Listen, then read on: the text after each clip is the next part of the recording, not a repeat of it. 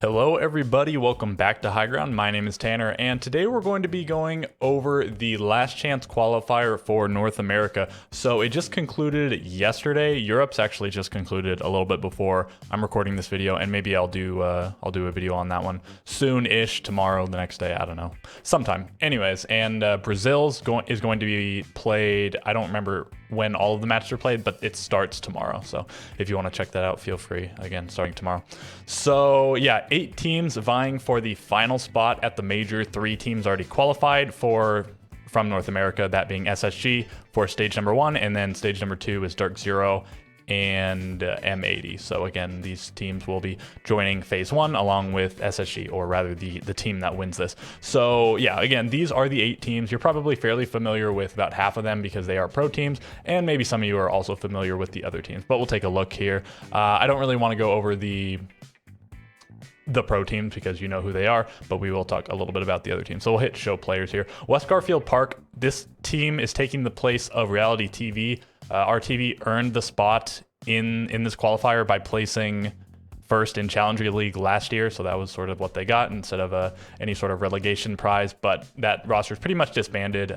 Some of the players are actually here. Rice played on RTV at some point, as did Valor, and Bio was the coach as well at some point, so a little bit of continuity there than those players being joined by Snake and Eddie. And so the only actual Pro League experience on the roster is Bio, who had quite a bit, but it's been a while since he played in T1, and then Snake, who played recently on TSM, and then we have GGG, Gang Gaming, all former pros, some of them only having 1 stage, but some having more. So we have Spirits, Melted, and Kool-Aid all used to play on Parabellum, and then Mohesi and Xeno joining them. And then on Aerial Rise, Freak, Quartz, Tra, Poison, and Asian.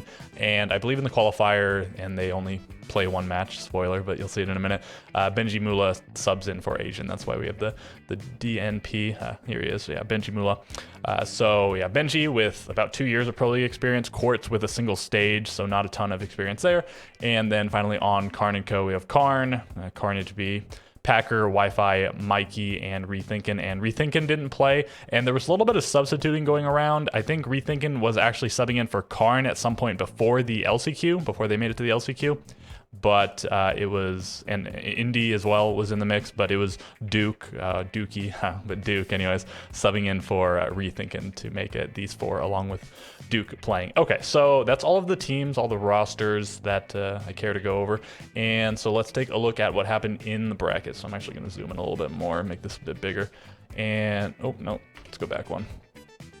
Here we go. Okay, so quarterfinals, Beast Coast versus Karn & Co. Keep in mind, this is a single elimination bracket. If you lose, you're out, and you have to win the grand final. No more, losing because it's just for seeding. You have to make it all the way through, and you have to win. The only real prize here is going to the major. Also, I guess there's some SI points on the line, so there is that, but the only real super tangible thing is, again, that qualification for the major. So best of 3 is all being played, no best of 5 in the grand final or anything. Beast Coast versus Karn & Co. Expected result, I think it was quite close on Villa though. That was Karn & Co.'s map, and they were leading for quite a lot of the map. They went up a couple times, but Beast Coast managed to push overtime and win in overtime, and then went to Beast Coast Map Cafe, and it was absolute destruction. I think, and we'll look at the stats in a little bit, it was only Karn and maybe it was Wi-Fi, but again, we'll see. Only 2 players really putting up decent stats on Karn & Co. Everyone else getting kind of slaughtered, particularly Duke, who, unfortunately, he was sort of the sub, so it is what it is there. West Garfield Park versus GGG, Gang Gaming. At WGP, West Garfield Park. I don't know whichever I said. Anyways, 7-5-7-5, so a couple of close maps, but I think a little bit of an upset. I think GGG was probably the favorite here. You could have seen it going either way. GGG had just a lot more pro experience and a lot of pre-built synergies there. Again, 3 of the players used to play together on Parabellum, and then I want to say maybe Xeno and Mohesi might have played with some of these guys. There's just so much. There was just so many changes around in CL. A lot of players played with a lot of other players, so I can't speak to that off the top of my head. But anyways, they were the first seed as well, coming in from the previous rounds of the qualifiers. So I think they were sort of the favorite there. And then on the other hand, Biologic, Rice, Valor, all a little bit of they sort of played on RTV, but I think Rice and Valor didn't play at the same time. Like Rice replaced Valor, and then Biologic was the coach. Snake and Bio did play together a little bit in the past on, were they also West Garfield Park, or maybe it was a different roster? It wasn't like Vipers or something. It was something like that. Anyway, so a little bit of synergy there, probably more on GGG, just more experience overall on GGG. But no, yeah, a little bit of an upset, but again, a couple of close maps, Chalet and Bank. Sonics versus Aerial Arise, it was, I mean, maybe not a slaughter like you would have expected, 7-5, 7-4, so no overtime, it was a 2-0, but again, a couple of close-ish maps. Aerial Arise put up a little bit of a fight, but Sonics the pretty clear victor as expected. And then same sort of thing, Oxygen versus Parabellum. 7-5, 7-3. So we had a 7-5, 7-5, a 7-5, 7-4, and a 7-5, 7-3 all in the first rounds, and all 2-0s. So the real matches don't really start until just these two, because Parabellum is a tier 1 team, but they were definitely the weakest one this stage, and the rest of the teams, Aerial Rise, GGG, and Carnico were not. Oh, and did I say, okay, Aerial Rise, GGG, West Garfield Park, and Carnico are all not T1 teams. So only 4 T1 teams in there, and then, Parabellum a little bit weaker. So only when the other 3 teams played against each other were they like, I mean, the other ones were real matches, but, in actual close map, they were the only 2 in which we saw map 3. Okay, so Parabellum's only win during the group stage was against Oxygen, so a little bit of hope for them there. And again, close on Cafe, a little bit close on Border. They got a few rounds on the board, but I don't think anybody really expected Oxygen to lose to them again. And yeah, that's what happened. And then Beast Coast versus West Garfield Park, absolute massacre. Almost back-to-back 7-0s. But no, West Garfield Park gets the 1 round. They can say that they got the 1 round, but still 14-1 is pretty devastating. And there were several rounds. Of course, West Garfield Park should have won. They got clutched on, like a pretty big clutch by Hyper, a pretty big clutch by Vertical, and then maybe some other close, and probably some other close rounds, but I think those were the only 2 like crazy clutches, like a 1v2 and a 1v3, or maybe they were both 1v3s. Both pretty impressive showings, and I think everybody on Beast Coast showed up at different times. Do keep in mind, Beast Coast certainly had an easier path than like Sonics and Oxygen on the other side of the bracket. And that was that match. Absolute destruction, one of the biggest destructions I suppose we've ever seen. I mean, how many 14-1s or 14-0s have there ever been? Not too many, but a handful. Sonics versus Oxygen. So these 2 teams just played each other in the seeding match to determine who would play which opponent. And then, I mean, a little bit funny that, of course, if they both win, they would have had to play each other in the next round anyways, and that's what happened. Oxygen took that down 2-0. That one, again, because it was just for seeding, not for nearly as much as this match. The loser of this will not go to the major. The winner of this might go to the major, and in fact, the winner did end up going to the major. Will end up going to the major. Of course, hasn't happened yet.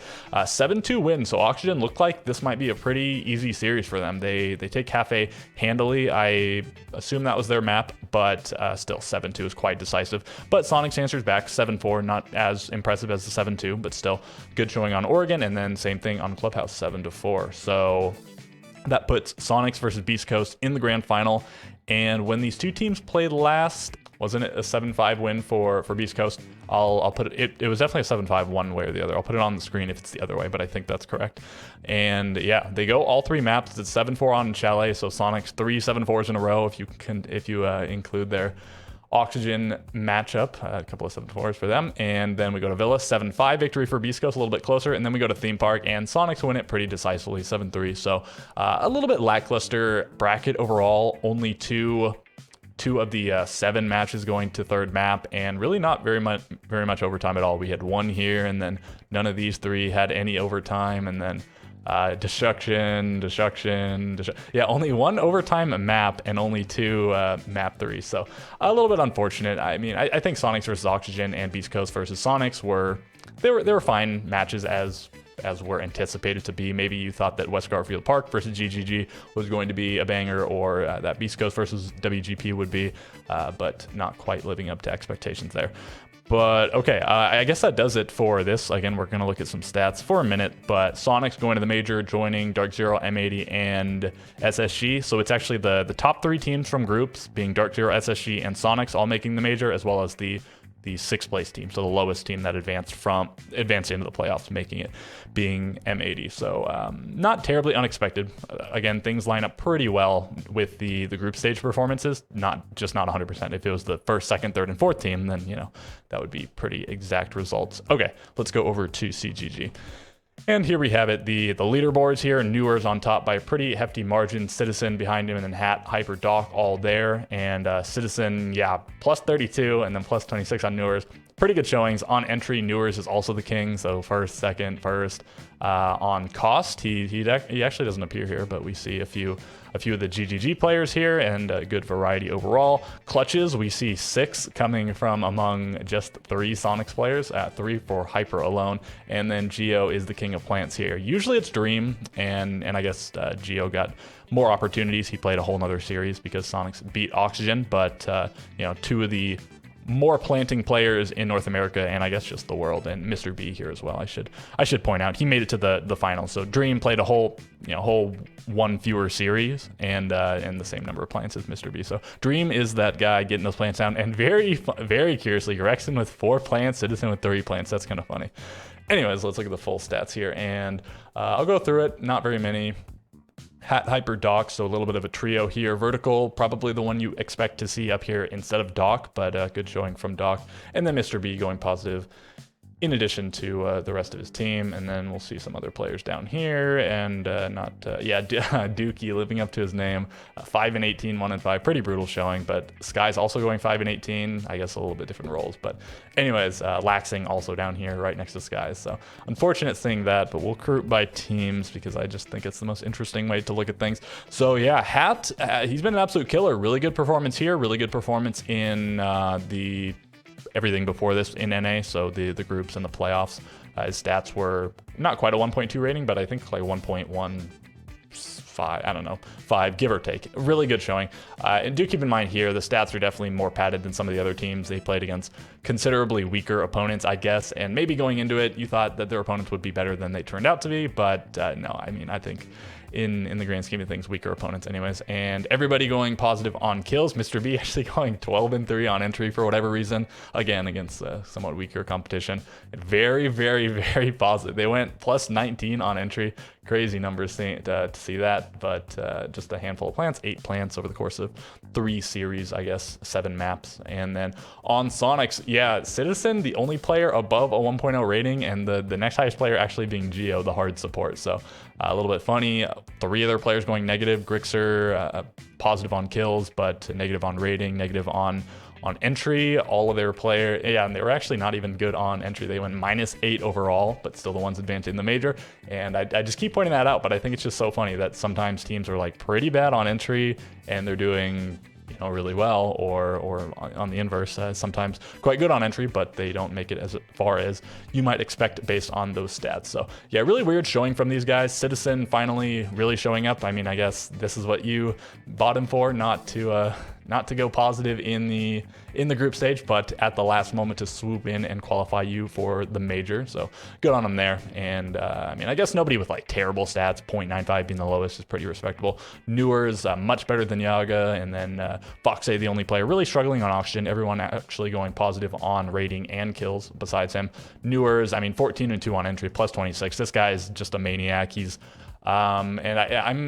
so I guess I'll just say it here for people still watching. I'm going to rank all of the players in North America, and that might be quite a contentious video just because of what it is. But, spoiler alert, Newers may just be number 1. This guy's always putting up numbers.